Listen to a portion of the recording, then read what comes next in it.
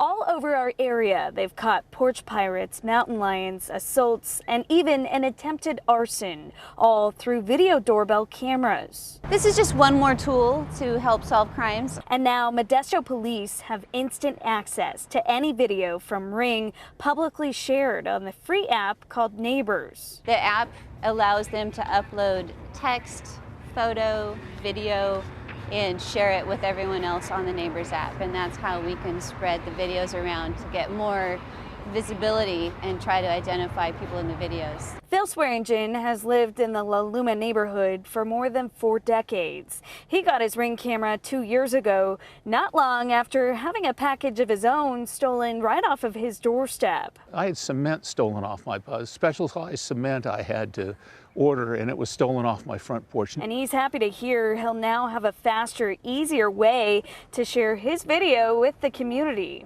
I think it's a great idea. I mean, we need all the eyes and ears we can get, and just to keep the place safe. Police say this is something that's already been working right here in the La Luma neighborhood. That's where this porch pirate was caught on camera stealing a package and flipping off the camera back in November. The victim shared images from that video with us. We put it out on social media.